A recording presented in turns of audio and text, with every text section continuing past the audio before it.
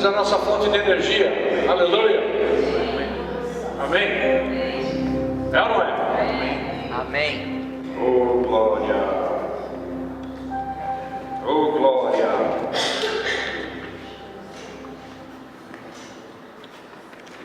Oh, glória. Vocês estão achando do ensaio? Do Apocalipse. Do Apocalipse. Tá mesmo. Tá lindo, né? Tem que correr para a igreja. Eu já falei com vocês aqui de pulso eletromagnético, não falei? Pulso eletromagnético. Então, pulso eletromagnético é bem pior do que greve de caminhoneiro. Acaba tudo. Acaba tudo. A eletricidade, a gasolina, a água, a comida, acaba tudo. Aí complica. Mas vamos orar. Deus é bom e Ele cuida dos seus. Amém. Obrigado, Pai. Obrigado porque o Senhor nos fez chegar da terça-feira passada até essa aqui. Graças te damos, Jesus. Oh, que semana, Senhor. Nós te agradecemos porque nós entendemos que a fonte do socorro, a fonte da energia, a cola que mantém tudo funcionando, ligado, é a Tua Palavra. Pela Tua Palavra, tudo está estabelecido, está colado. E nós nos rendemos a Ti para declarar que nós precisamos de Ti, Senhor. O Brasil precisa de Ti. São Paulo precisa de Ti. Sim, Deus. Nós queremos um governo justo. Queremos viver tranquilos, em paz. Queremos que o Senhor reine sobre nós. Vem, Senhor Jesus. Tu és Rei e nós queremos o Teu reinado sobre nós. Nos faz entender Tuas verdades e os Teus propósitos. Nos ajuda, Senhor, a tirar esse embaralho da nossa cabeça de que Deus escreve certo por linhas tortas. Isso é mentira. Nós cremos, Pai, que o Senhor escreve certo, em linhas absolutamente certas, que tudo vem de Ti, provém de Ti, volta para Ti, é feito por Ti. Nós, como Teus filhos, acatamos a disciplina como brasileiros e declaramos que nos arrependemos, Senhor, dos maus caminhos que o Brasil tem trilhado, em especial os Teus filhos que manipulam a Tua verdade e zombam da Tua graça e negam a Deus o poder. Nós queremos declarar aqui que Tu és todo-poderoso, não há outro, que Tu és Deus sobre nós e não há outro, que nós aqui não negociamos com o Teu milagre, com o Teu sobrenatural. Nós tememos o Senhor. Nos rendemos a Ti por temor. Queremos, em nome de Jesus, aprender de Ti. Nos ajuda, Pai. Não me deixa ensinar bobagem. Me ajuda, Senhor, a ensinar a verdade correta. Tua palavra que é a verdade. Em nome de Jesus. Amém. Aleluia. Glória a Deus. Alguém na fila aí ou vocês desistiram das filas? Tudo tranquilo? Eu saí daqui, me abaixa um pouco aí, queridão. Vai lá, me abaixa um pouco meu volume. Eu te espero. Está muito alto, não consigo falar. Só um pouquinho. Eu saí daqui para Jaú na sexta-feira, porque tínhamos uma conferência das meninas, né? Das mulheres. Levei a Lília e aí eu não tinha o tanque cheio, estava perto do 3/4. Liga para cá, conversa com um, fala com o outro, eu vou, bora. Como é que você volta? Sei lá, Deus sabe. Eu vou pela fé. E fui. E aí nós chegamos lá em Jaú. Eu me hospedei onde estava ali a reserva e falei com a gerente e ela falou, você vai aqui, vai ali, vem para cá, sobe, desce, para, chega lá que você vai ter gasolina. Cheguei lá e enchi o tanque. E aí consegui voltar. Voltei sozinho na Bandeirantes. Aleluia. Mas estamos aqui por graça do Senhor. Muito bem. Vimos na semana passada a história do dilúvio de Noé, de seus filhos, da honra que Deus estende à descendência de cada um daqueles que o temem. Amém? Crê, e tu e tua casa serão salvos. Eu posso acrescentar ainda mais uma coisinha a essa realidade. Veja só. Essa palavra de crer, e tu e tua casa serão salvos, é dada para um carcereiro que tinha acabado de bater no apóstolo Paulo, até quase matá-lo, né? O apóstolo Paulo ia preso. Em cada cidade que ele não se hospedava no hotel, ele ia preso e recebia 39 chibatadas, porque os judeus entendiam que 40 chibatadas era morte, era muito para alguém aguentar 40 chibatadas, era risco de morte, então só davam 39. Então ele recebeu 4 vezes 39 chibatadas, aquela era uma delas, e ele estava preso no tronco, né, no cárcere inferior, que era um buraco cavado na rocha, com uma tampa. Você joga o cara lá embaixo, está lá 3,5 metros de profundidade, não consegue sair dali, é um buraco insalubre, porque é úmido, cavado no chão, e ele está cantando louvor. E aí o carcereiro tinha recebido ordens para prender Paulo e Silas, de maneira que eles não fugissem, e o carcereiro sabia que se eles fugissem, a pena dos 2 prisioneiros iria cair sobre o carcereiro. Eles estão cantando louvor, né? Pergunta para o teu vizinho aí, quando está doendo, você canta louvor? Você fica... Pode azar. Pois é, não, eles estavam cantando louvor. E aí, vocês sabem a história, terremoto, as cadeias se rompem, está todo mundo livre, e o carcereiro achou que eles tinham fugido. E o carcereiro pegou a espada para se matar, para não sofrer o que ele fez Paulo sofrer, porque ele sabia que aquilo iria cair sobre ele. Como ele achou que eles tinham fugido, ele falou: agora vai ser a minha vez, melhor eu me matar. Mas Paulo, que tinha acabado de apanhar dele, diz: não te faças mal. Grande oportunidade que Paulo teve de pagar o mal com o bem. Amém? Diga para o teu vizinho: Deus vai te dar a oportunidade de pagar o mal com o bem. Quando te fizerem o mal, você fala: quando te fizerem o mal, sabe o que você vai falar quando te fizerem o mal? Presta atenção, sabe o que você vai falar quando te fizerem o mal? Vai falar: yes! Yes! Essa é a oportunidade que Deus me dá de pagar o mal que estão me fazendo com o bem. A palavra de Deus declara que a gente acumula brasas vivas na cabeça daquele que a gente paga o mal que ele fez com o bem para ele. Então está lá Paulo, e ele vai pagar o mal com o bem. Não te faças mal, estamos todos aqui. E aí o carcereiro diz: o que é que eu preciso fazer para ser salvo? E aí vem essa passagem: crê, e tu e tua casa serão salvos. E o carcereiro diz: eu creio. E aí a palavra declara que ele cuidou das feridas de Paulo e de Silas. Eles foram todos para a casa do carcereiro, porque afinal a cadeia tinha ruído com o terremoto. E na casa do carcereiro, o carcereiro e todos os da casa dele foram batizados naquela noite. Yes!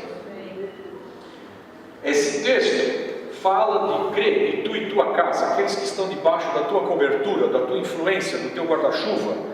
A palavra no original não é casa, é oikos. Oikos quer dizer aqueles que estão debaixo da tua casa. Que quer dizer tua influência, teu alcance, a tua cobertura, aonde você interfere, aonde você provê, é um guarda-chuva, né? Estão debaixo da tua casa, oikos, e crê que tu e tua casa serão salvos, é dito para um pai, amém? Um carcereiro, um pai. Quando um pai crê, ele e a casa dele são salvos, porque o nosso Deus é um Deus de pai para filho. Deus é o pai de Noé, e porque Noé foi achado justo aos olhos de Deus, Deus diz: eu vou salvar você, Noé, vou salvar a tua mulher por tua causa, vou salvar os teus 3 filhos por tua causa, e vou salvar as tuas 3 noras por tua causa, por causa de Noé. Porque se Noé crê, ele e a casa dele serão salvos, ele, a mulher, os 3 filhos, as 3 noras, amém?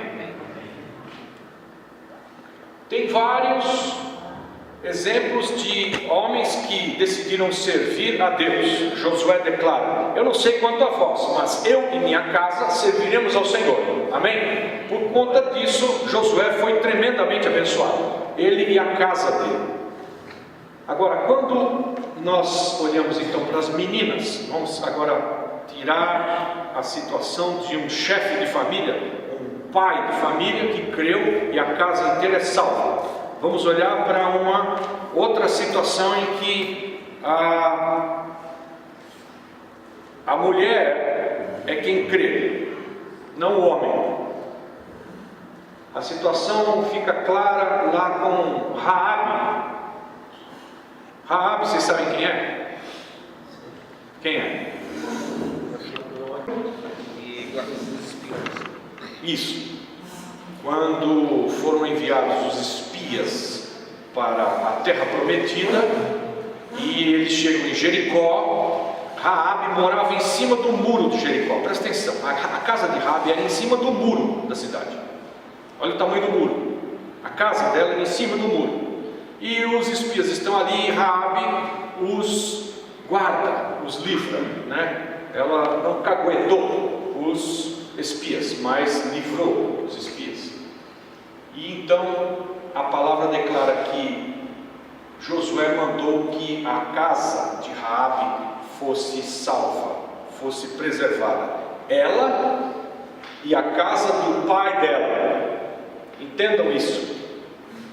Um pai de família crê, é salvo ele e a sua casa. Uma mulher como Raabe, que a palavra declara que ela era uma meretriz, não era casada. Não era casada.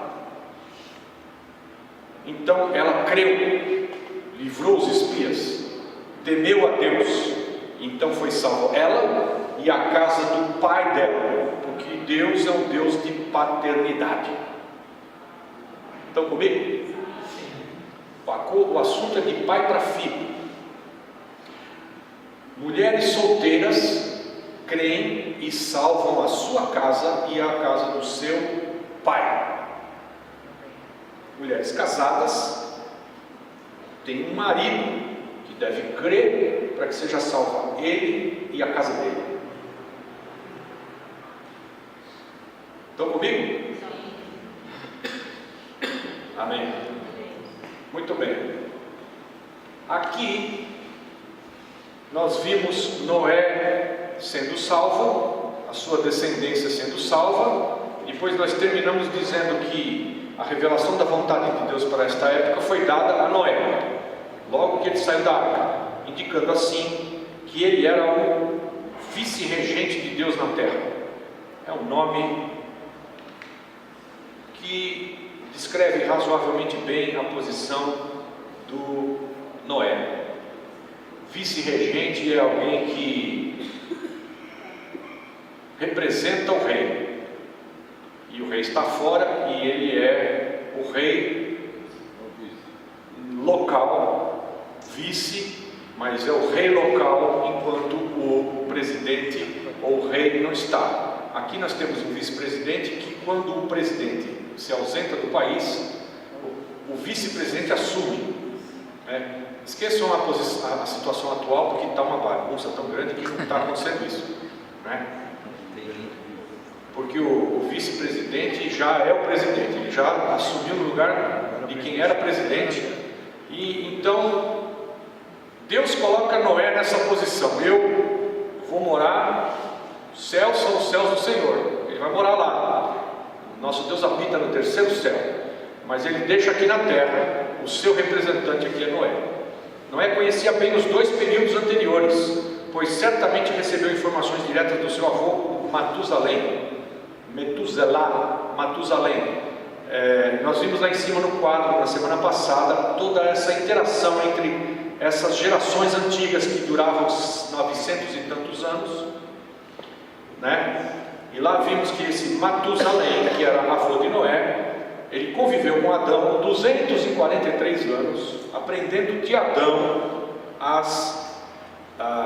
vontade de Deus, o governo de Deus, a adoração a Deus, como é que se adorava, que era derramamento de sangue, né? E como é que se governava, dominar sobre a terra, encher a terra, etc. Tudo isso chegou a Noé. É bom também esclarecer que, apesar de Noé ter sido escolhido por Deus, e a Bíblia dizer que ele andava com Deus, havia manifestação de pecado na vida dele. Então, Gênesis 9, vamos lá em Gênesis 9, nos versículos 20 e 21, nós também lemos isso. Começou Noé a cultivar a terra e plantou uma vinha, bebeu do vinho, embriagou-se e achava-se nu dentro da sua tenda. Aí veio um dos filhos dele, Cão, né? A palavra no hebraico é mais para Ham, com H, Ham, do que Cão, pai de Canaã, viu a nudez de seu pai e contou aos seus irmãos que estavam fora. Vimos aqui que conhecer a nudez do pai fala mais do que pegar o pai nu. Pode indicar aqui que Cão abusou do pai. Tá na moda agora você ser acusado de assédio, né? Não tá? Está todo mundo assediando todo mundo, desde lá para trás resolveram prender os caras. Então aqui é mais ou menos isso. O Cão teve um lance com o pai bêbado. O problema, hein? Eu estou colocando nessas palavras porque a ideia é enfatizar aqui que o Noé, ele era justo aos olhos de Deus, ele era um homem temente a Deus, mas o pecado também o rondava. E ele não deixou de transgredir. Todos pecaram e destituídos estão da glória de Deus, inclusive o Noé. Todos eles, todos. O Noé, o Davi, a Maria, todo mundo. Amém? Então vimos isso. Aí, agora, começando a aula de hoje. Governo, nessa altura, Gênesis 9:1 declara: abençoou Deus a Noé e a seus filhos e disse-lhes: frutificai e multiplicai-vos, enchei a terra. Ele já tinha dado essa ordem governamental, estabeleceu Noé como seu regente na terra, e então, por causa do governo de Deus, que isso era mandato do rei, deveríamos então frutificar e encher a terra. Já falei para vocês que frutificar e encher a terra é mais do que ter 2 filhos. Você tem que ter no mínimo 3 filhos, porque senão você e a tua esposa, vocês têm 2 filhos, vocês 2 morrem, ficam os 2 filhos, você não encheu a terra nada, só empatou o jogo. Então a ideia é que você tenha 3 para frente, amém? 3, 6, 9, 12, amém? Aquele truco, amém? Amém?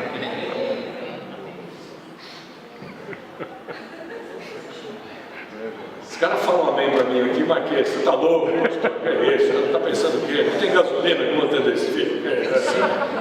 Não tem gasolina na tela?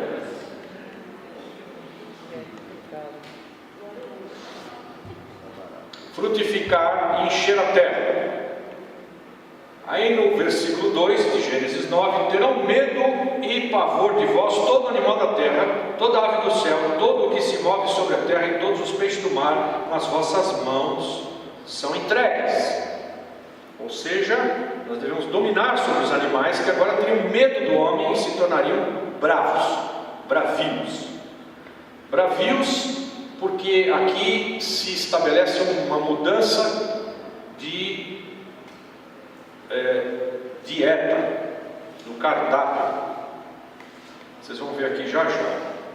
Mas, como falamos, Deus, quando Ele tem uma metanoia, uma mudança de maneira de ver as coisas, vai ter mudança aqui para nós. Deus mexeu na maneira de tratar as coisas e tratar conosco algumas vezes ao longo da história que nós vamos ver no curso. E ali no dilúvio foi uma delas. Vou destruir todos, recomeço com Noé. Vai ter muita mudança. E uma das mudanças foi cardápio. Então aí veja só, Gênesis 1:30, próximo versículo aí embaixo.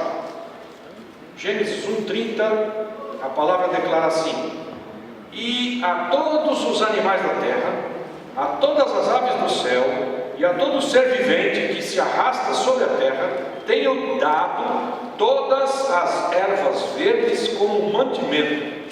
E assim foi. Tá? Estão comigo? Então, o que é que os animais comiam antes do dilúvio? Pastavam. Todos eles. O leão. Alô? O tigre. Ok? Erva. Todos eles. Agora aqui tem uma mudança de tudo. E os animais, a palavra declara que eles vão ter medo da gente, porque senão a gente não domina sobre eles. Você imagina que um animal não tenha medo do homem e invada as nossas casas e nos coma. Então, na verdade, o que Deus está estabelecendo aqui agora é domínio do homem sobre os animais. O homem vai impor medo aos animais. Na verdade, o que Deus está estabelecendo aqui é uma cadeia alimentar. E Ele nos colocou no alto da cadeia alimentar. Os animais vão correr da gente, né? E eles vão ser bravos, porque eles vão se matar uns aos outros. Eles vão ter uma cadeia alimentar e um animal vai matar e comer o outro animal.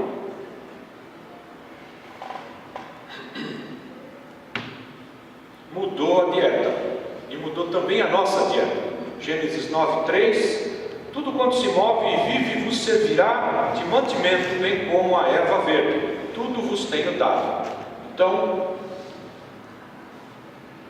eu não sei quanto a vocês, mas se o bichinho andar com as costas viradas para o sol, tiver 2 dentinhos, a gente mata e come. Amém? Não tem para mim, não tem tempo ruim. Eu como berberechos. Alguém que já comeu?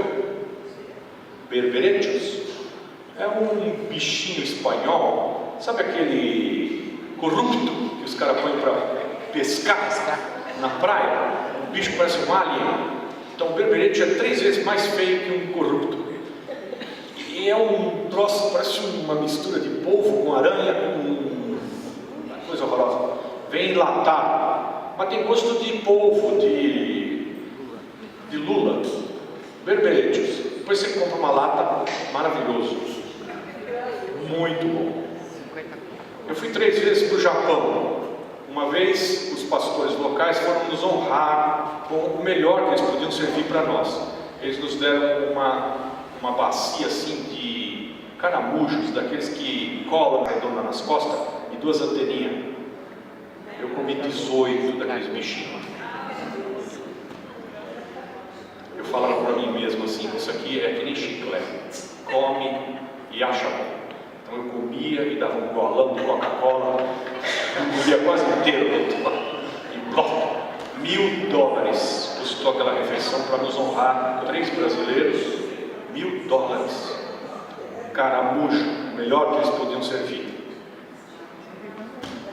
Estou aqui tentando fazer a minha comida não voltar, aleluia.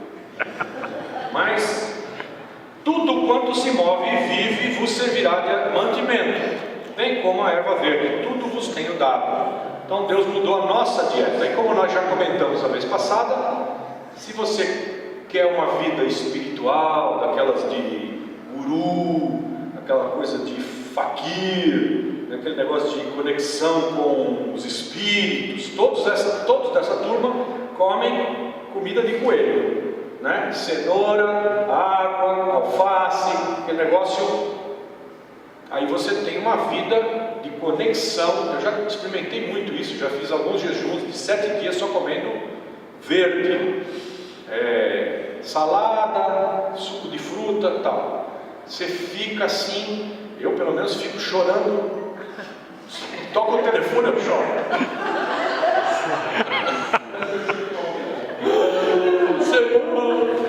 Né? Qualquer coisa que acontece, eu choro. Estou conectado no mundo espiritual. Aí, se você quiser ter uma vida mais aterrada, que você, como eu falei, anda em cemitério numa boa, não nem arrepia, não tem problema nenhum, não está nem aí com o espírito, quer nem saber de nada, coma carne. Carne é fita isolante. Você não tem mais muita conexão com o mundo espiritual. E Deus, como viu que tinha ali só 8 almas, né, para aguentar firme todos aqueles demônios, com carne, isolou a turma com uma outra dieta, e com isso você fica menos sensível, menos suscetível ao mundo espiritual.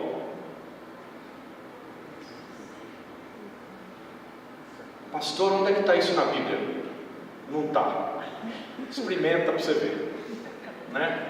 Faz um propósito com Deus e fala: vou fazer uma dieta de coelho, Senhor, eu quero ver se isso funciona. Depois você me conta.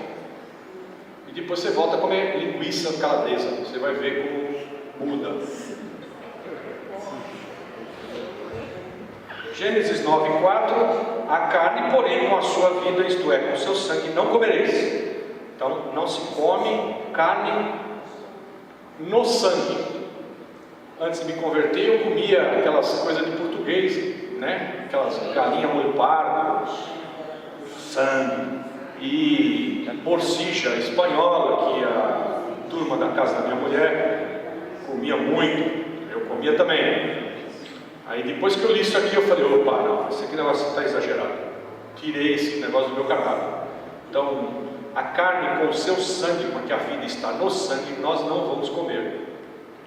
Certamente requererei o vosso sangue, o sangue da vossa vida, de todo animal, como requererei. Então não é para comer sangue. Esta ordem é repetida na lei de Moisés, em Levítico 17, 10 a 16. Vamos lá ler a lei de Moisés. Levítico 17, 10. Também qualquer homem da casa de Israel ou dos estrangeiros que peregrinam entre eles, que comer algum sangue, contra aquela alma porei o meu rosto e a extirparei do seu povo. Porque a vida da carne está no sangue, pelo que vos tenho dado sobre o altar, para fazer expiação pela vossa alma, porquanto é o sangue que faz expiação em virtude da vida. Portanto, tenho dito aos filhos de Israel: nenhum de vós comerá sangue, nem o estrangeiro que peregrina entre vós comerá sangue. Também qualquer homem dos filhos de Israel ou dos estrangeiros que peregrinam entre eles, que apanhar caça de fera ou de ave que se pode comer, derramará o sangue dela e o cobrirá com pó. Pois quanto à vida de toda a carne, o seu sangue é uma e a mesma coisa com a sua vida.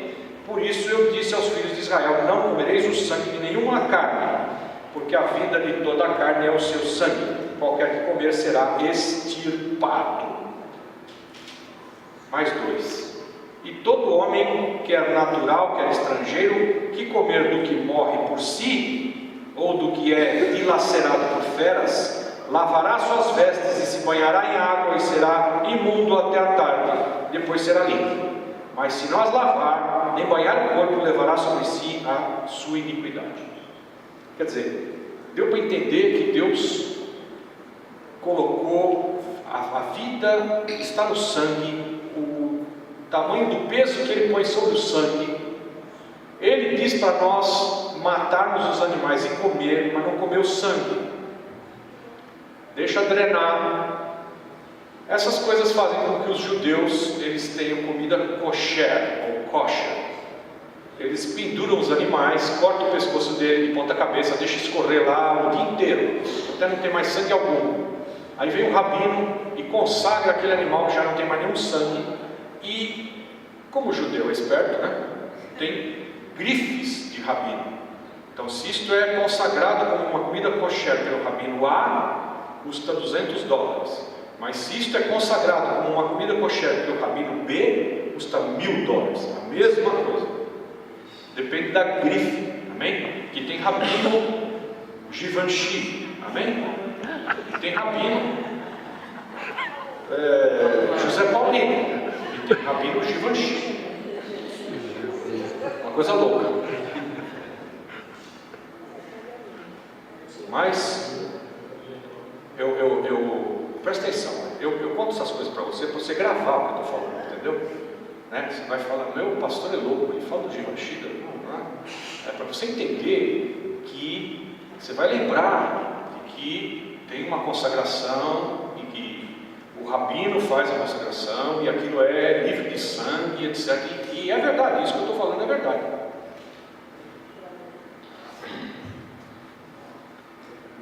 E também Atos 15, vamos lá, Novo Testamento, livro de Atos,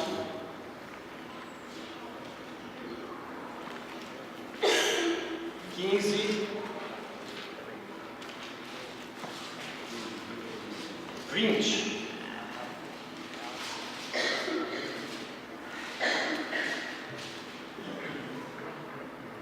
Mas escrever-lhes que se abstenham das contaminações dos ídolos, da prostituição, do que é sufocado e do sangue. Animal sufocado não pode, tem que ser cortado, não pode sufocar, porque o sangue está todo lá dentro, né? Então você não pode sufocar o animal e comer, porque você está comendo com sangue. Corta, drena, aí come. Não pode comer sangue.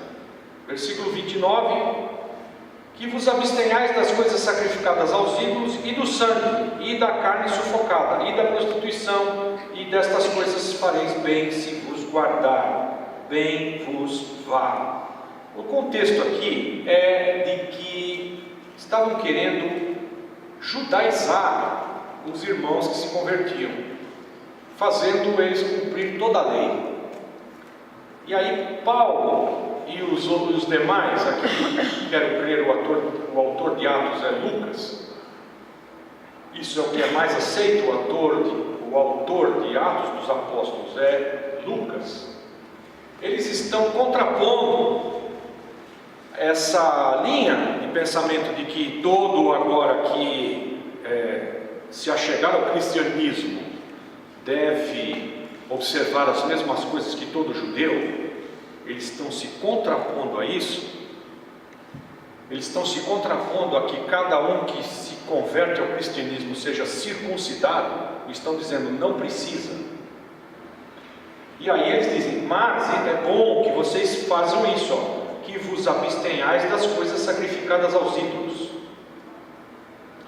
Quer dizer, se o cara te diz, olha, isso daqui é pipoca de Cosme e Damião, é ótimo. Você, opa, não vou comer esse trem. Entenderam? Se o cara te der pipoca para comer, coma. Tranquilo. Aproveita a Copa do Mundo agora e come qual pipoca você quiser. Mas, se o cara te disser, não, isso aqui é o docinho do Cosme e Damião, tal. Não. Cosme e Damião? Não. Comida sacrificada a ídolo. Do sangue, da carne sufocada, da prostituição, destas coisas farei bem em vos guardar. Quer dizer, você chegou ao cristianismo, você não vai ter que guardar 613 leis igual a todo israelita, mas isso aqui você tem que guardar, que todo israelita guarda. Mas isso aqui não é ritualístico, porque a lei, ela tinha aspectos saudáveis, coisas que Deus proibiu a gente de fazer porque é para o nosso próprio bem. E tem outras tantas coisas da lei que são ritualísticas, como você ficar imundo e ter que se lavar e tal. Essas coisas a gente não precisa. Acabou essa situação ritualística. Mas, ao mesmo tempo, tem coisas que eles estão dizendo, isto é bom que você também não faça assim como os judeus não fazem. São poucas. Estão comigo? Sim. Pastor, Diga. na minha Bíblia no final está escrito saúde.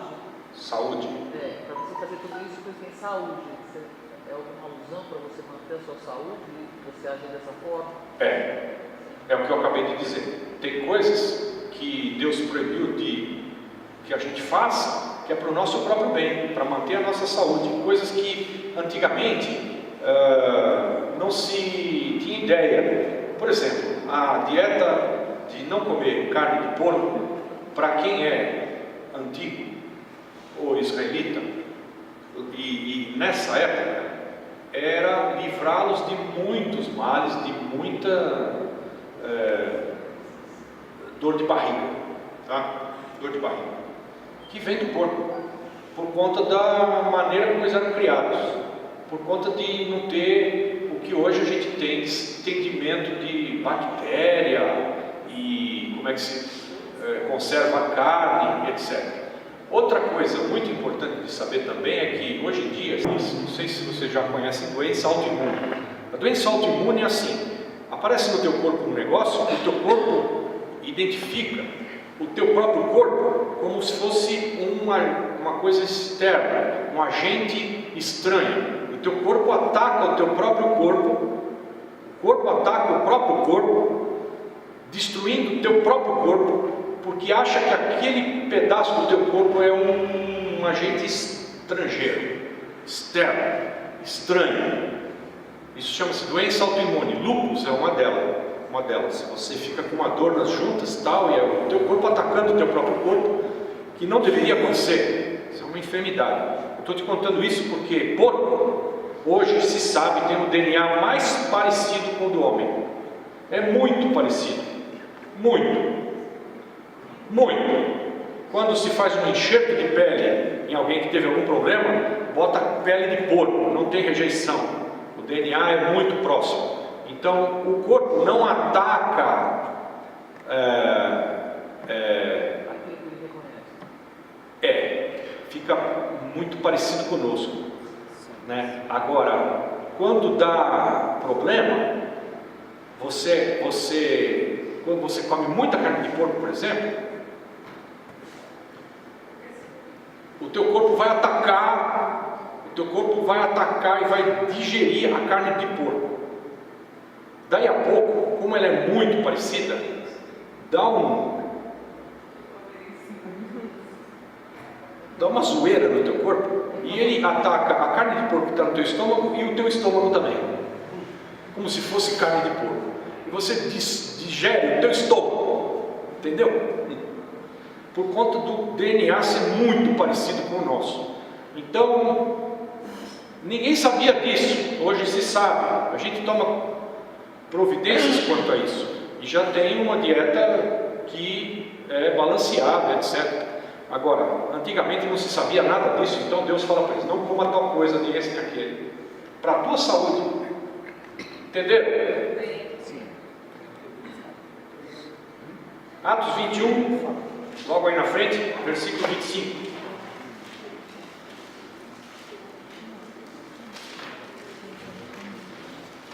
Todavia, quanto aos gentios que têm crido, já escrevemos, dando um parecer que se abstenham do que é sacrificado aos ídolos, do sangue, do sufocado e da prostituição.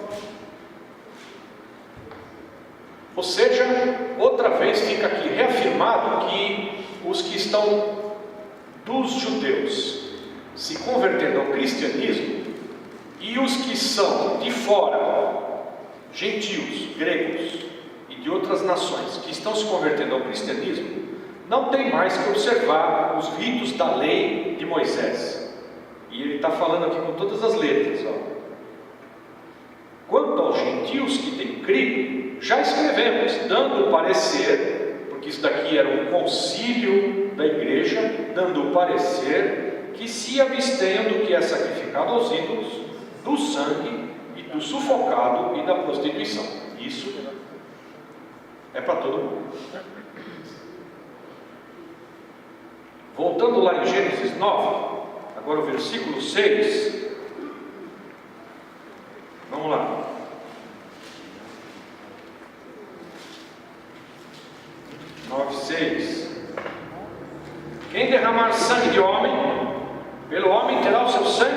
derramado, porque Deus fez o homem à sua imagem. Aqui Deus está estabelecendo pena de morte em caso de assassinato, tá? Essa é a interpretação do versículo. Quem derramar sangue de homem, pelo homem terá o seu sangue derramado, porque Deus fez o homem à sua imagem. Isso não é para matar um homem, não se mata um homem. Nós vimos então aqui que no versículo 6 de Gênesis 9, temos pena de morte em caso de assassinato. O cara derramou sangue, ele deveria ter o seu sangue derramado pelo homem. É pena de morte, tá? Ipsis literis. Ah, você matou? Vai morrer. Então, aqui também cabe a observação de que antes, aqui não em Gênesis 9, mas em Gênesis 4, até lá não havia punição para derramamento de sangue. E esse é o texto que está ali de Lameque, Gênesis 4, 23.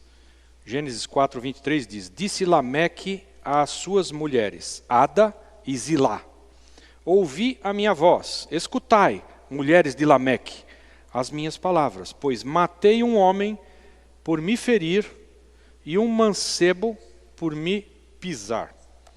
E não aconteceu nada com Lameque, né? Aí Deus matou a raça humana afogada e depois do dilúvio ele dá essa instrução para Noé, mudou a regra. Não é para derramar sangue de homem, que foi feito à imagem de Deus. Se você fizer, também você vai ter o teu sangue derramado. Naturalmente que diante de Deus quem matava era culpado, mas diante dos homens não havia punição. Estas eram as revelações de Deus na área de governo para este período, que é o último destinado à raça toda. Estas ordens reveladas aqui permanecem para a humanidade até o dia de hoje. Nos 3 próximos períodos, Deus se dirige a grupos de pessoas. Deus planejou apenas um governo para a terra, o seu reino administrado por seus mordomos. Nós vamos ver depois os próximos períodos. Antes disso, além de estudarmos como era o governo, como é que era ministrada a palavra nessa época. Noé deveria transmitir a palavra de Deus. Abra lá em 2 Pedro 2,5. Segunda carta de Pedro, é lá perto do Apocalipse, um pouquinho antes de 1 João. 2 Pedro 2,5. Se não poupou ao mundo antigo, embora preservasse a Noé, pregador da justiça, com mais 7 pessoas ao trazer o dilúvio sobre o mundo dos ímpios, se reduzindo a cinza as cidades de Sodoma e Gomorra, condenou-as à destruição, havendo-as posto para exemplo aos que vivessem impiamente. Então, não poupou ao mundo antigo, embora preservasse a Noé, pregador da justiça. Amém? Então, Noé transmitia a palavra. E qual era a adoração? Continuou a ser sacrifício com sangue. Nós estamos depois do dilúvio, Gênesis 8. Vamos lá. Gênesis 8, 20. Edificou Noé um altar ao Senhor, tomou de todo animal limpo e de toda ave limpa e ofereceu o holocausto sobre o altar. Isso foi no momento em que ele desceu da arca. Então, após esse tempo e o dilúvio, depois do dilúvio, sacrifício de adoração continuava sendo no altar com sangue. Aí Deus faz um pacto com Noé. No versículo 11, assim estabeleço o meu pacto convosco, não será mais destruída toda a carne pelas águas do dilúvio, e não haverá mais dilúvio para destruir a terra. Esse é o pacto. Estabeleço o meu pacto convosco. Amém? Estou em Gênesis 9:11. E disse Deus: este é o sinal do pacto que firmo entre mim e vós e todo ser vivente que está convosco por gerações perpétuas. O meu arco tenho posto nas nuvens, e ele será por sinal de haver um pacto entre mim e a terra. Então, arco-íris, o arco é de Deus, o meu arco estará sobre as nuvens. Esse é sinal de Deus. Na verdade, gente, veja só, nunca tinha chovido, amém? Um vaporzinho regava a terra, fluía debaixo da terra e regava a terra antes do dilúvio. Aí Deus mudou o cenário, né? Como vimos, agora vai chover. Então, a descrição de começou o dilúvio é tremenda. Abriram-se as janelas e os portais das águas de cima, e os abismos deixaram subir as suas águas, então inundou tudo. E isso traz uma novidade, que é evaporação, nuvem e chuva. E com chuva, água em estado gasoso, nos ares, nas nuvens, forma-se um arco-íris, que é uma refração do raio solar na água que está ali. Não tinha antes isso daí, agora tem. Mas é Deus quem está colocando lá. Ele coloca as águas, as nuvens, para o dilúvio, automaticamente aparece o arco. E o arco, Deus coloca ali. O que eu quero dizer para vocês é que, presta atenção, tudo que Deus faz parece coisa natural. Ele faz para dar espaço para o incrédulo não crer. Alô? Deus não enfia fé goela abaixo de ninguém. Você quer crer, você crê. Você não quer, você não crê. Ele faz, ele corrobora com as coisas da natureza. Você pode, quem crê, é fácil de dizer, foi Deus que fez, ó. Deus fez o arco-íris. E foi mesmo. Agora, se você quiser chegar para o incrédulo, fala, que Deus que fez o quê, rapaz? É a nuvem. Tem o raio do sol, bate ali, forma uma difração. Então, as coisas que Deus faz dão espaço para incrédulo não crer. Por que ele faz assim? Isso é o que eu chamo com vocês aqui desde o primeiro dia de jaca. É uma jaca que Deus faz para você meter o pé na jaca. Dá para meter o pé na jaca. Você pode não crer. Você pode tomar esse caminho. Rebeldia, incredulidade, se estribar no seu próprio entendimento, confiar na explicação dos sofismas humanos, do raciocínio humano, do raciocínio grego. Dá para você se lastrear nessas coisas e dizer, não tem Deus nessa parada. Ele faz de propósito, que é para você dar esse passo de fé usando teu livre-arbítrio e dizer, não, eu creio, isso aqui é Deus. Não é a natureza que fez Deus, Deus é que fez a natureza. Pronto. Ele faz assim. Então agora, nós estamos aqui diante das gerações, das nações, da origem de muitos povos. Quando fomos na semana passada lá em cima na nossa linha do tempo, você vê que depois do dilúvio, até o dilúvio, tem lá uma meia dúzia de tracinho de gente que vem com 900 anos de idade, chega aqui um pouco de gente. Depois que passa o dilúvio, aquilo abre num monte de nações, que se dá origem a muitas nações. A gente vai ver que em Babel, depois que tem a Torre de Babel, nós vamos ver o Nimrod aqui já já. Você percebe que na confusão das línguas, quando se confunde as línguas, sai então a China para um lado, né? E os descendentes de Sem, os israelitas para outro, e também tem as nações que nascem lá dos latinos, e depois os fenícios. Então, daqui desses três, Cão, Sem e Jafé, os três descendentes de Noé, vai sair tudo o que você conhece de nação até hoje. Então, Cão,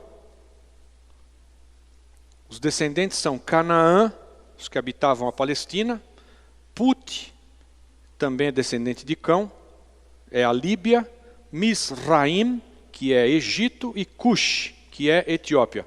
Toda essa turma é uma turma de escurinhos, viu? Ham quer dizer pardo, preto, escuro.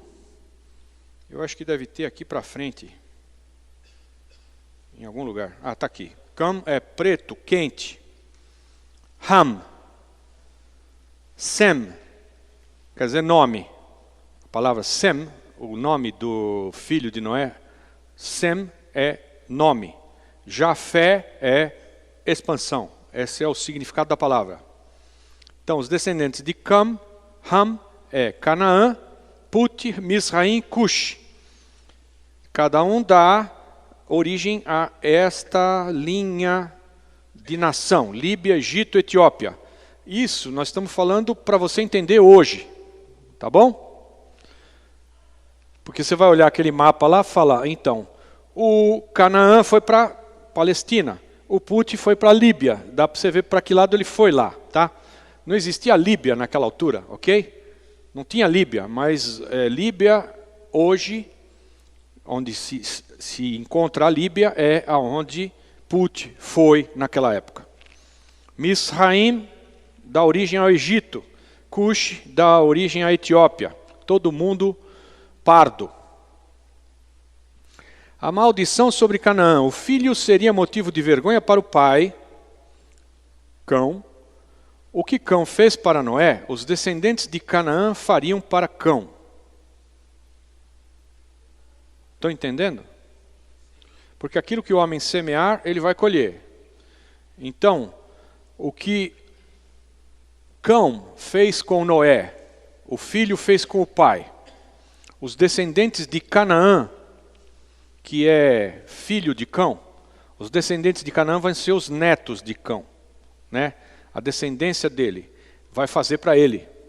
Aquilo que ele fez com o pai, os netos vão fazer com ele. Acima de tudo, porém, a maldição foi profética. As bênçãos e maldições dos patriarcas eram profecias. Exemplo de Gênesis 27, 38 a 40. Vamos lá. Gênesis 27.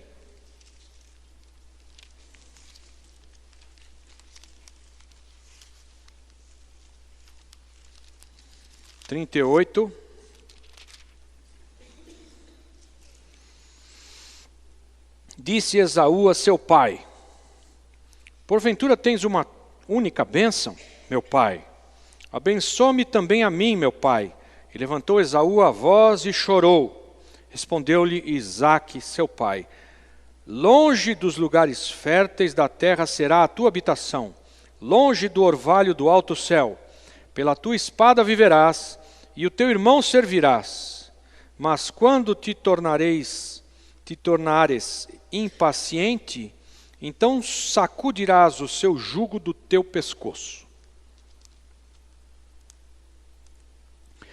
Ou seja, o que ele está querendo colocar para nós aqui é que bênçãos dos pais, dos patriarcas, podiam ser bênçãos e maldições, eram profecias, eram proféticos o negócio.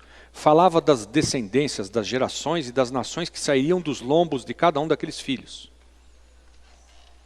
Tá? Como lemos aqui, né?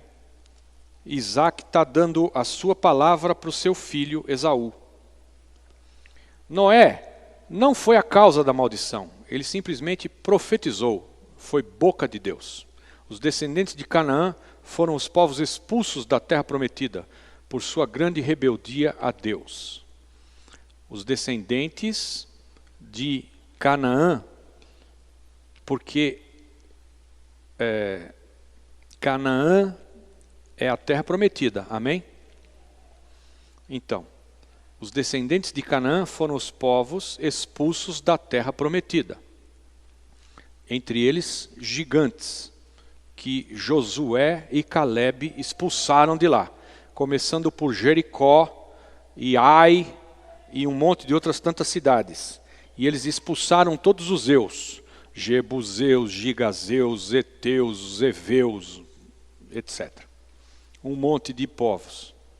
Todos esses eram descendência de Canaã, que se rebelaram e estavam habitando na terra prometida que Deus ia entregar nas mãos de Moisés.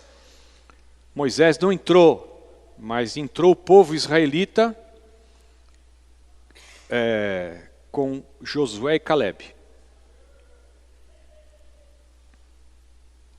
Gênesis 10, 5 a 8. Vamos lá.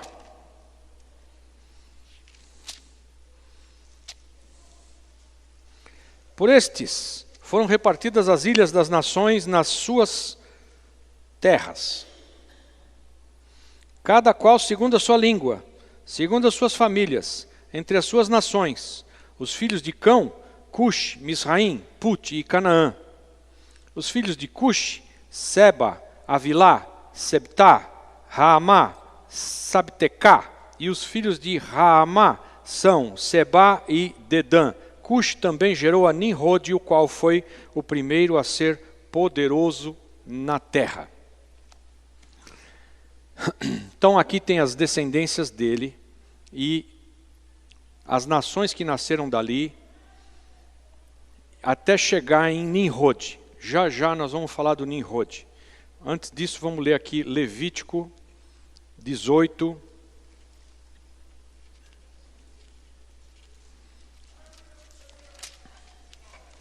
19 a 25. Levítico 18, 19. Também não te chegarás à mulher, enquanto for impura em virtude da sua imundícia, para lhe descobrir a nudez, nem te deitarás com a mulher do teu próximo, contaminando-te com ela. Não oferecerás a Moloque nenhum dos teus filhos, fazendo-os passar pelo fogo, nem profanarás o nome de teu Deus. Eu sou o Senhor. Não te deitarás com o varão como se fosse mulher. É abominação. Nem te deitarás com animal algum, contaminando-te com ele. Nem a mulher se porá perante um animal, para juntar-se com ele. É confusão. Não vos contamineis com nenhuma dessas coisas, porque com todas elas se contaminaram as nações que eu expulso de diante de vós.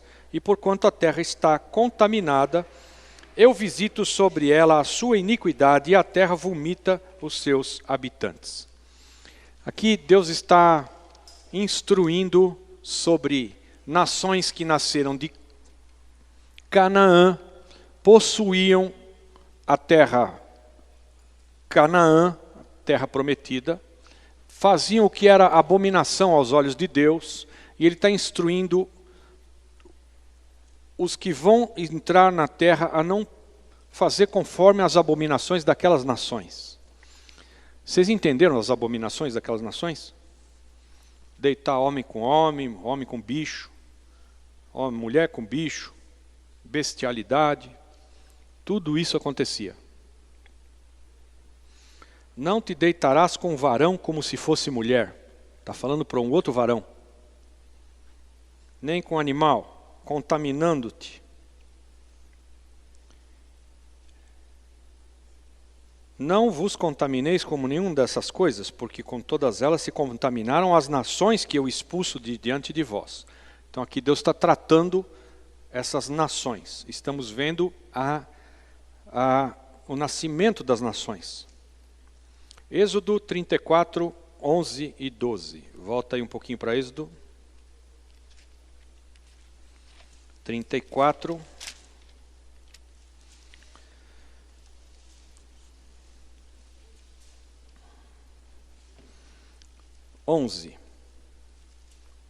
Guarda o que eu te ordeno hoje.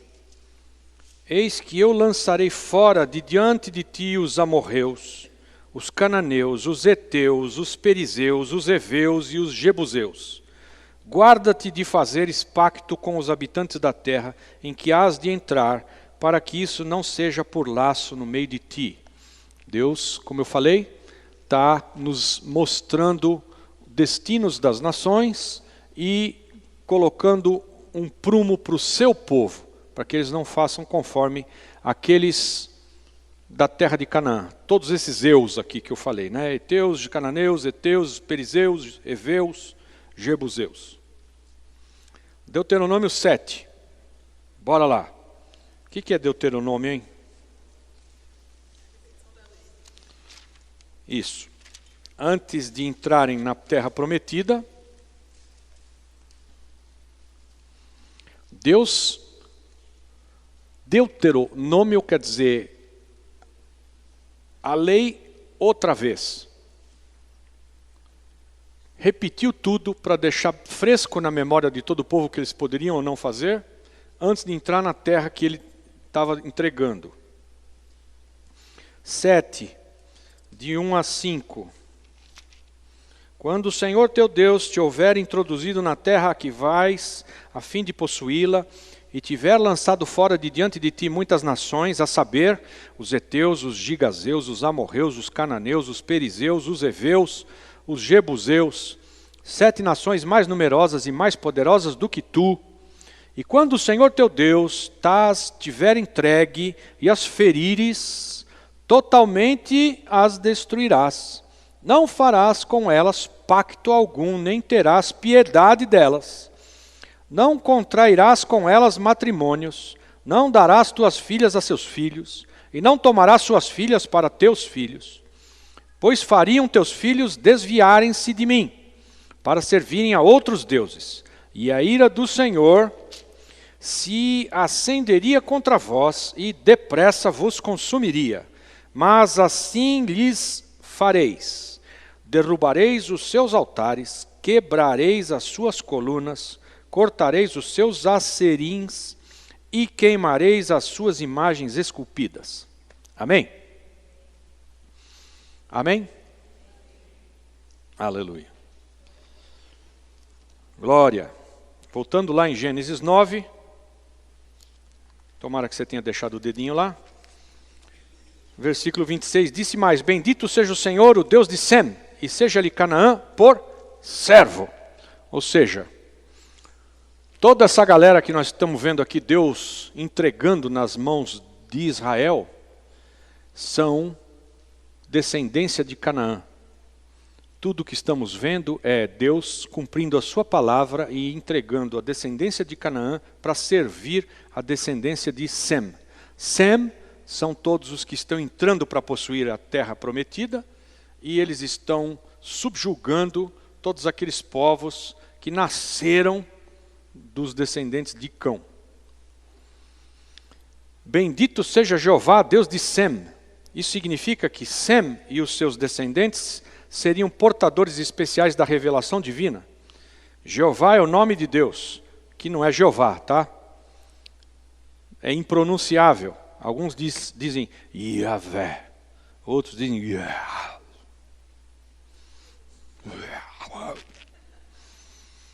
Jeová é o nome de Deus.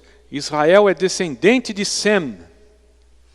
A lei e os profetas, como também Cristo na sua humanidade, vieram dessa linhagem. São os seus descendentes, olha lá. Assírios, babilônicos, árabes, hebreus, de Arfaxad. Jafé, engrandeça Deus a Jafé, e habite ele nas tendas de Sem. Esta profecia indica extensão política. Habite nas tendas de Sem, extensão política. E que os de Jafé tomariam parte nas bênçãos dadas a Sem. Hoje, as nações que vieram de Jafé são as que dominam a política mundial e que também se beneficiaram do Evangelho e mais espalham a palavra de Deus pelo mundo. O Novo Testamento foi escrito por semitas, mas em língua jafética, que é grego. Ou seja, Jafé são os gentios todos. Os descendentes deles, descendentes de Jafé, Gog. São os citas e os russos. Gog é filho de Jafé, ok? Javã, gregos, italianos, franceses, espanhóis. Vem essa tropa toda de Javã, tudo filho de Jafé. Presta atenção. Descendência de Sem, semitas, Israel. Descendência de Jafé, gentios. Ok? Estou lendo os filhos de Jafé. Gog, Javã, Tubal. Povos da região sul do Mar Negro, provavelmente a cidade de Tubolski. Preserve o nome da tribo inicial. Gomer. Gomer são alemães, celtas, eslavos, escandinavos, guetters, teutões, belgas, anglo-saxões, holandeses e suíços. Mesec, russos. Madá, hindus e persas. Tirás, búlgaros e gregos. Amém?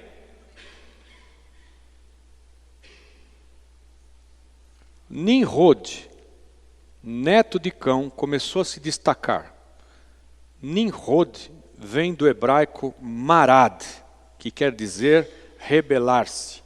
Estamos em Gênesis 10 agora, versículos 8 e 9. Gênesis 10, 8 e 9. Cuxi também gerou a Nimrod, o qual foi o primeiro a ser poderoso na terra. Ele era poderoso caçador diante do Senhor. Pelo que se diz, como Nimrod, poderoso caçador diante do Senhor. Comparavam as pessoas a Nimrod, como Nimrod, poderoso caçador diante do Senhor. Dentro do contexto bíblico, expressões como valente, poderoso, não têm uma boa conotação. Estão falando isso do Nimrod, né? Grande caçador, valente, poderoso. Se tornou poderoso. Ele era poderoso caçador diante do Senhor. Essas manifestações, biblicamente falando, elas são pejorativas, não são qualidades. Salmo 51, 17, para você entender.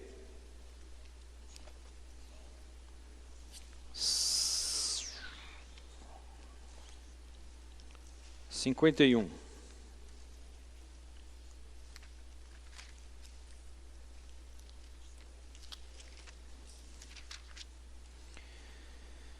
O sacrifício aceitável a Deus é o espírito quebrantado,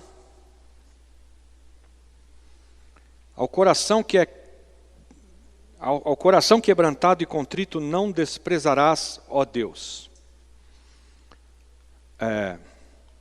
Compara isso com Isaías 57, 15. Vamos lá. Um pouco para frente aí, Isaías 57,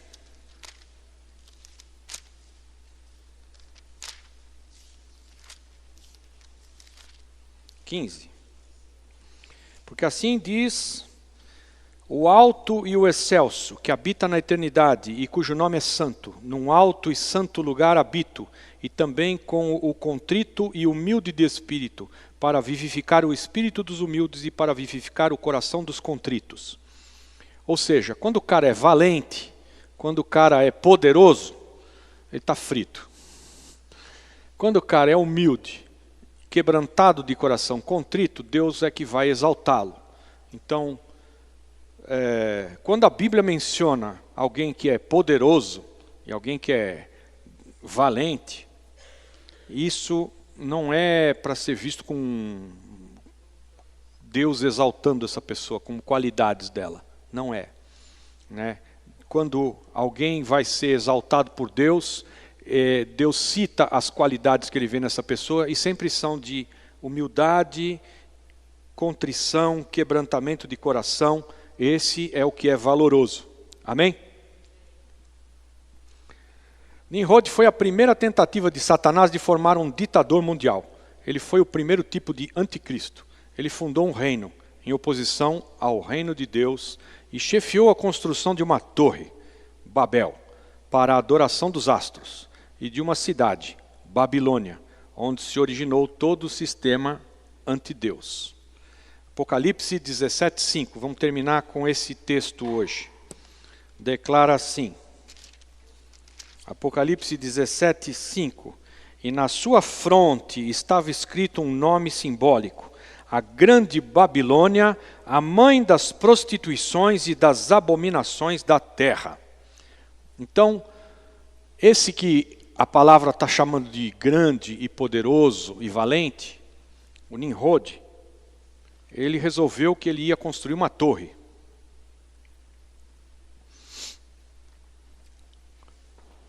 E essa torre, chamada Torre de Babel, ela era um minarete.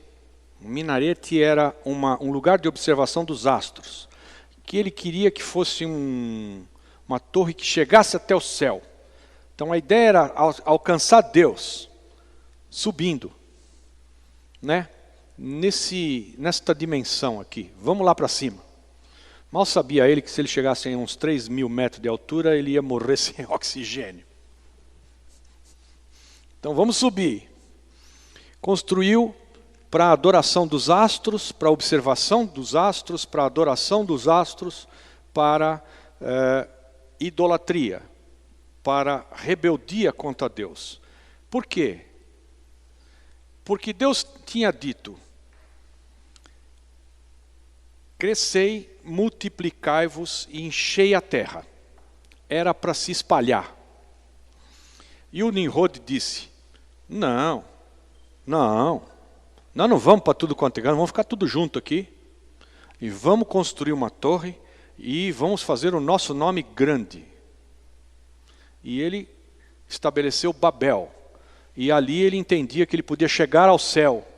E ele seria grande, dominador. É um ditador, um imperador. É como um anticristo que nós vemos hoje em dia em algumas nações. Ditador, né? Que nunca se dizem ditadores. Eles olham para si mesmo e dizem: não, eu é que sei o que eu estou fazendo e o povo que me siga, e ele dita. E pronto. Aqui ele é o primeiro, que a palavra declara aqui, já o espírito de anticristo habita entre nós, que é esse espírito de anti-autoridade, anti-Deus, contra o ungido, anti-Cristo. Cristo é o ungido, o Messias, anti-Messias, anti-ungido, anti-autoridade, anti-governo de Deus. Contrário, ou seja, rebelião, rebeldia. Esse é o espírito de Nimrod. Ele foi o primeiro que disse: não, Deus, nós não vamos nos espalhar e encher a terra, nós vamos ficar aqui, e nós vamos ser grande, nosso nome vai ser conhecido, e estabelecer uma torre. E a palavra declara que Deus olhou todo aquilo lá e falou: olha, eles estão unidos num propósito, nada lhes será impossível. Desçamos e confundamos-lhes as línguas. E aí vem Deus e plim, você quer falar? Plim, e aí um estava falando em chinês e o outro em alemão e o outro, conforme essas descendências que eu li para você, o outro saiu falando em russo e o outro saiu falando em chinês e por aí vai. E aí o que aconteceu? Eles tiveram que encher a terra. Vamos cada um que fala, que se entende para um lado. E foi o que aconteceu. Todas as religiões falsas do mundo têm sua origem em Babilônia, usando betume na construção da Torre de Babel. Vamos terminar com esse, vai. Gênesis 11, 3. Vamos lá.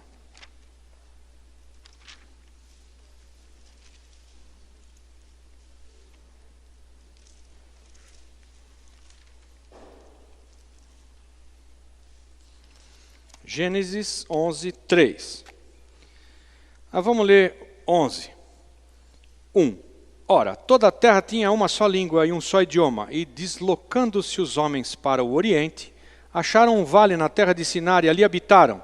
Disseram uns aos outros: eia, pois, façamos tijolos e queimemo-los bem. Os tijolos lhes serviram de pedras e o betume de argamassa. Disseram mais: ei, edifiquemos para nós uma cidade, uma torre cujo cume toque o céu, e façamo-nos um nome para que não sejamos espalhados sobre a face de toda a terra. Foi isso que eles quiseram fazer. E, na verdade, aqui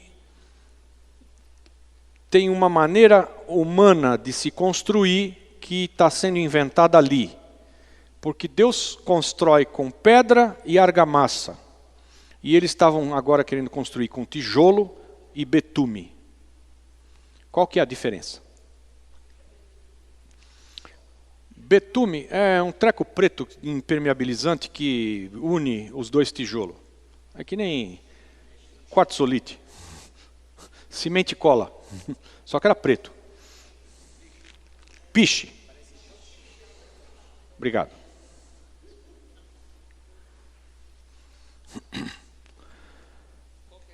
Deus constrói com pedra e argamassa. Construir um muro de pedra é assim, você pega e essa pedra aqui, ela tem um formato. Todo cheio de bico, diferente da outra pedra vizinha, e diferente da outra pedra de baixo, e da do lado e da de cima. Tudo, cada pedra de um jeito. Uma é bicuda, outra é redondinha, outra parece uma pizza, outra... Cada pedra de um jeito.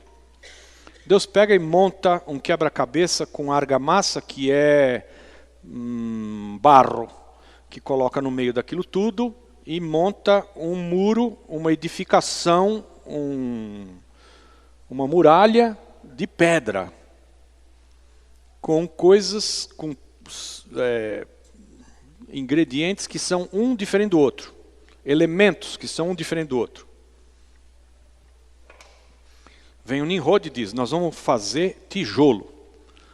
Muito mais fácil, tijolo é quadrado, todos são iguais, a gente empilha eles, encaixa bonitinho, depois a gente só passa uma massinha e fica perfeito um murão.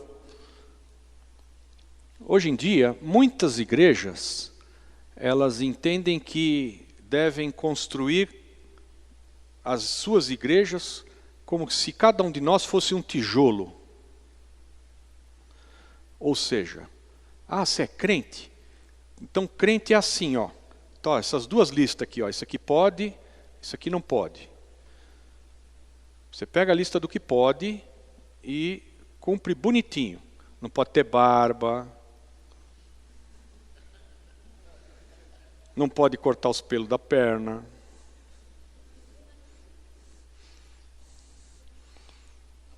Tem que andar de vestido comprido. Andar de coque. Não pode pôr batom. Um monte de tralha. E depois tem a lista do que tem que fazer. Você tem que... Um monte de outras tantas coisas para fazer. Então, crente é um cara quadrado. Que a igreja, ao longo do tempo, entendeu que o crente tem que ser burro, pobre e morar longe. Um cara quadrado, esse é o formato do crente. Sempre. Então, o crente tem que ser mantido assim, como um tijolo, todo mundo igualzinho. Por quê? Porque pastor é pastor, ovelha é ovelha, eu pego a ovelha que eu quiser, que tem aquela cara de tijolo, e ponho onde eu quero. E construo do jeito mais fácil. Então, todo mundo que é crente serve em qualquer lugar. Põe o cara aqui, põe o cara ali, e é fácil de impermeabilizar o negócio, a gente usa aqui esse betume, e pronto.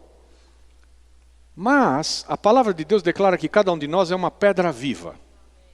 Deus, ele edifica com pedra, e as pedras são uma diferente da outra, e cada um tem o seu perfeito lugar de encaixe. Nós não fomos feitos para ser igualzinho o vizinho. Diga para o teu vizinho, eu te acho lindo, mas eu sou diferente. Você é bonitinho, mas para mim você tem cara de tijolo. Diga para ele. Eu é que sou pedra. Porque na verdade, não tem nenhum de nós aqui que seja igual ao vizinho, amém? Mas o raio do Nimrod resolveu que edificação não é mais para fazer com pedra e argamassa, é para se fazer com tijolo e betume. E nós vamos fazer um negócio bonitão, e vamos subir, e vamos chegar no céu. Porque esse negócio de construir com pedra é difícil, viu? O cara tem que ser artista para construir com pedra. Tem que ter uma visão tridimensional do negócio pronto, arquitetônica, assim, que isso encaixa ali. Porque você vê o muro, ele é liso. Mas você olha as nuances do muro, tem pedra de tudo quanto é jeito, dentro do muro. É assim que Deus edifica. E Nimrod quis já começar a bagunçar as coisas, fazendo da maneira do homem. Nós vamos construir do nosso jeito e vamos fazer uma torre até o céu e vamos ser conhecidos, o nosso nome vai ficar famoso. Isso entrou no coração do Nimrod. Junto com tijolos no lugar de pedras, feitos por eles mesmos, porque na verdade então tijolo é feito por homem e pedra é feito por Deus, amém? Então, tijolo que é feito por homens é obra. Eles mostraram sua rejeição a Deus, pois o betume era símbolo da expiação, e a mesma palavra de Levítico 17:11. Com isto, estavam declarando que não precisavam da salvação de Deus, pois podiam fazer a sua própria salvação. Toda religião falsa tem seus próprios métodos para chegar a Deus, cometendo, portanto, o mesmo erro e se desviando do único caminho que é o Senhor Jesus Cristo. João 14:6. Eu sou o caminho, a verdade e a vida. Ninguém vem ao Pai senão por mim. Amém? Obrigado, Pai. Obrigado pela Tua palavra que é verdadeira. Obrigado porque eu sei o Senhor tem o seu modo, o seu projeto. Nós queremos ser cooperadores na Tua obra, mas a obra é Tua. E nós queremos as plantas, a planta básica, a planta de hidráulica, de elétrica, queremos os projetos todos para nós não fugirmos daquilo que o Senhor estabeleceu. Pai, nós não queremos as nossas maneiras e a nossa obra, e nós não queremos tentar Te ajudar para fazer de uma maneira mais simples. Nós queremos a Tua maneira. Nos abençoa, Senhor, no entendimento da Tua verdade. Nos leva, Pai, em sujeição a fazer do jeito que o Senhor projetou para nós. Nos ajuda a não confiar nas nossas próprias maravilhosas ideias, mas nos ajuda a confiar na revelação que o Senhor nos dá do projeto eterno. Que ele seja cumprido cabalmente na nossa vida, em nome de Jesus. Ajuda-nos no Brasil, Senhor, e livra-nos do maligno. Nos guarda, Senhor, da calamidade. Nos livra, Pai, de sermos governados por um espinheiro. Te pedimos, Senhor, estabelece sobre nós a oliveira para governar sobre o Brasil. Livra-nos dos espinhos, guarda-nos do mal. Nos arrependemos, Senhor, porque o Brasil não tem Te aclamado e Te servido como Rei. Que o Senhor nos limpe, nos lave e nos leve a bom termo. Nos ajuda, nos perdoa, nos purifica, Pai. Lida com os brasileiros e nos mostra a maneira mais excelente de Te entender e Te servir. Em nome de Jesus. Amém. Amém, amados?